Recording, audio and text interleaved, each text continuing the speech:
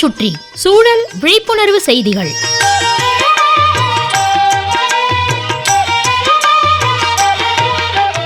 அன்புள்ள அனிருத் கிருஷ்ணா அவர்களுக்கு உங்கள் மாணிக்கம் எழுதும் மடல். நலம் நலமறிய ஆவல். ஐவகை நிலங்கள் உங்களுக்கு தெரியும். குறிஞ்சி, முல்லை, மருதம், நெய்தல், பாலை. ஒவ்வொரு வகை பகுதியையும் இப்படி நிலத்துக்கு தகுந்தாப்புல தட்பவெப்ப சூழ்நிலைக்கு ஏற்றபடி பிரிச்சாங்க. அதே போல உண்ண உணவு, உடுக்க உடை, இருக்க இருப்பிடம், இம்மூன்றும் மனிதனின் அடிப்படை தேவைகள். நம் மக்கள் ஐவகை நிலங்களிலும் வாழ்ந்தார்கள், வசித்தார்கள். இப்போவும் இது தொடருது. ஆனா எவ்வகை வீடுகளில் வசித்தார்கள், என்ன சாப்பிட்டார்கள் என்பது ஒவ்வொரு வகை நிலத்துக்கும் மாறுபட்டு இருந்தது. இப்போவும் அப்படித்தான். தென்னாட்டவர் அரிசியையும் வடநாட்டவர் கோதுமையையும் சாப்பிட்றாங்க. ஆனா வசிக்கும் வீடு என்பது வசதிக்கு தகுந்தாப்புல மாறிக்கிட்டு இருக்கு. எல்லாரும் கல்லு வீடு, ஒட்டிய வீடுகளுக்கு மாறிக்கிட்டு இருக்காங்க.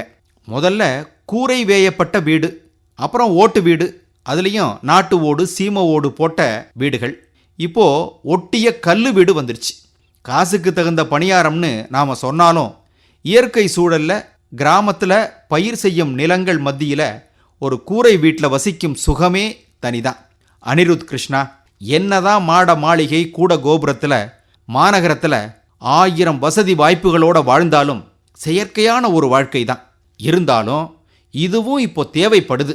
ஒரு காலத்தில் வீட்டில் இருக்கும் ஃபோன், தொலைபேசி ஆடம்பர பொருளாக இருந்துச்சு. குளிர்சாதன பெட்டிகள் கூட ஆடம்பர பொருளாக தான் இருந்துச்சு. இப்போ இவையெல்லாம் அத்தியாவசிய பொருளாக மாறிடுச்சு. என்ன செய்ய? காலத்தின் மாற்றம். அந்த காலத்தில் குறிஞ்சி நில மக்கள் சின்ன சின்ன கழிகளை நட்டு தினையறி தாளால் வேயப்பட்ட குடில்களில் வாழ்ந்தாங்க. குறிஞ்சி நிலத்தின் ஊர் சிறுகுடி என அழைக்கப்பட்டது.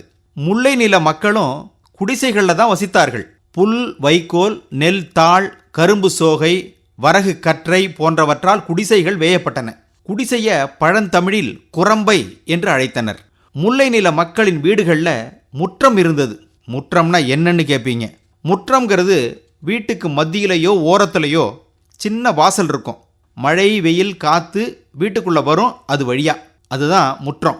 முல்லை நில மக்கள் அதிகமாக வரகு சாகுபடி செய்வாங்களாம். நெய்தல் நில மக்கள் கடலை அடுத்த மணல் பகுதியில் குடில்கள் அமைத்து வாழ்ந்தார்கள். இவர்களது குடிசைகளும் புற்களால் வேயப்பட்டு சின்ன நுழைவாயில்களை கொண்டு கட்டப்பட்டன.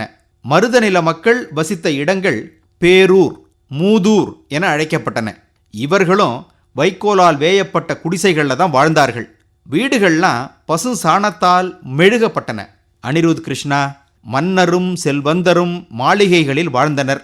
தெருக்கள் ஆறு போலவும் இருமருங்கும் உள்ள மாடங்கள் ஆற்றின் கரை போலவும் இருந்ததா மலைபடு கடாம் பாடல் குறிப்பிடுது. மாடங்கள் மட்டுமின்றி மண்டபங்களையும் பலவிதமான அழகிய வேலைப்பாட்டுடன் அமைத்திருந்தனர்னு சிலப்பதிகாரம் கூறுகிறது. எல்லாம் சரிதான். அந்த காலத்தில் இயற்கையோடு இயைந்த வாழ்வா இருந்தது. அப்படித்தான் வாழ்ந்தார்கள். இன்னைக்கு நாம இயற்கையை எதிர்கொண்டுள்ள வாழ்ந்துகிட்டு இருக்கோம். என்ன செய்ய போறோம், ஏது செய்ய போறோம்? கேள்வி கேட்பது உங்கள் மடல் மாணிக்கம்.